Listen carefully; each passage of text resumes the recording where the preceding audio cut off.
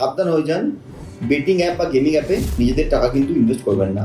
Already আপনি জানেন যে 1x বেটিং অ্যাপ বা যে গেমিং অ্যাপগুলো ছিল সেগুলোকে গভর্নমেন্ট কিন্তু ব্যান করে দিয়েছে। তো আজকে আপনি জানেন না হয়তো যে যুবরাজ সিং কিন্তু ইডির নোটিশ পেয়েছে এবং ইডি অফিসে কিন্তু গেছিলো এবং ওনার যা যা অ্যান্সার ছিল সেগুলো হয়তো উনি দিয়ে এসছে।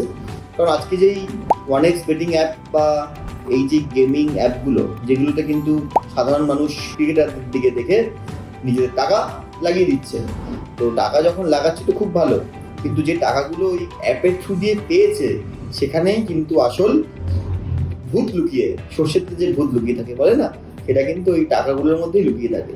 কারণ যে টাকাগুলোকে এই বেটিং অ্যাপের থ্রু দিয়ে চ্যানেলাইজ করে সাধারণ মানুষের কাছে যায়, সেই টাকাগুলো কিন্তু স্ক্যামের টাকা বা ফ্রডের টাকা। আপনি অজান্তেই ওই টাকা কিন্তু আপনার অ্যাকাউন্টে নিয়ে নিচ্ছেন অ্যাপের থ্রু দিয়ে, তার দুদিন পর দেখা যাচ্ছে আপনার বাড়িতে কোনো পুলিশের নোটিশ আসছে, বা অনেক সময় পুলিশ ডাইরেক্ট চলে আসছে, যেখানে আপনি সাইবার ভিকটিমের আওতায় চলে আসছেন। তো এবার থেকে কিন্তু ফেমাস ক্রিকেটার বা কোনো চেনা লোকের ছবি দেখেই ব্যাপারটা না বুঝে কিন্তু টাকা পয়সা লেনদেন করবেন না। সুস্থ থাকুন, ভালো থাকুন, আর যদি আমাদের ভিডিও ভালো লাগে নিশ্চয়ই চ্যানেলটাকে ফলো করবেন। Thank you.